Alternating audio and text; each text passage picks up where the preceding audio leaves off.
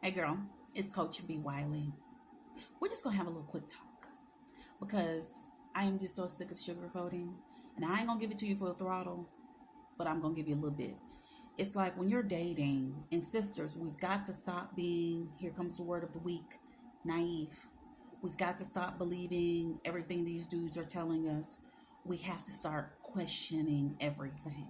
And the thing is, if you would stop bumping your gums about who you are, what you want in a man, what's on your list, what you've been praying to God about, why you're celibate, if you would just quit talking all about that and start asking questions, he will talk your block off actually, and he will tell you everything you need to know.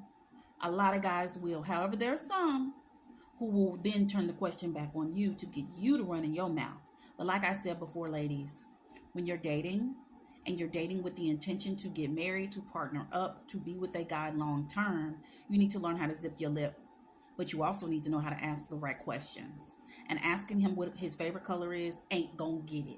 You need to ask him what kind of communicator he is, how long he was with his last woman, why they broke up, has he ever been rejected, the last time he got rejected. And this could be on a job, this could be from a friend, this could be from a girlfriend, this could be from a woman he was interested in. You need to know, has he been rejected? And I know you're like, well, what that got to do with anything? I'm not rejecting him, I like him. I get it. But what if there comes a point where you don't like him and you reject his butt? Is he gonna go crazy? Is he gonna go stone cold Steve Austin on your ass? I don't know, and I don't want you to find out. So it will do you a great deal to upfront ask the questions that need to be asked versus getting lost in the sauce. And what that looks like is allowing his charm, his wit, his smile, the way he dresses, the things he has, the fact that he paid for dinner, to literally blind you and trick you into thinking this is Mr. Right and this is your forever dude, and you don't even know his middle name. Like, you have to learn to put his looks aside and treat him, when you're talking to him, like Gumby on the street. With Gumby, you're going to be excited to see Gumby because it's Gumby, right? But you're not going to be going out of your way to get Gumby's attention. You're not going to be bending over backwards to get Gumby to show you some attention. No, you're going to talk to him like I'm talking to you, with good sense. Your head is on right. You're smart. You've had your experiences. You've learned your lessons. So now you're doing what's right, which is what? Getting to know him. He could be fine as Idris Elba or whoever it is that you find fine, Andre 3000.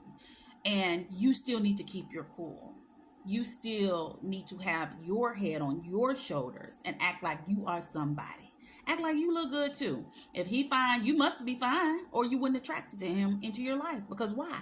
Like attracts like. So the next time you want to fly the coop and go stupid over a dude, you need to come back to this video. Actually, you just download the video on your phone. So you can just go play it for yourself in the back room real quick. You need to go powder your nose, play this video. Don't go stupid, sis.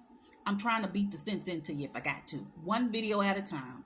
But if you feel like you're slipping, you feel like you're tripping, go have a self-talk with yourself. Because believe it or not, I've been doing this. I've been online for over a decade, and I've been doing these videos for over a decade. Been a professional. I decided to do this professionally in 2020. And so, believe it or not, even with all my experiences and trainings and clients and books, I still fall short. Every now and then, I have to get myself together. The last time I had to get myself together was last year. The guy didn't know that I was slipping. I knew I was slipping because I had recognized a little trait that was coming in, that had been embedded in me and planted in me for years. Because here's the thing. Once you start relearning how to date and love yourself and respect yourself and ask questions and recognize the red flags, old habits die hard. Let me tell y'all something.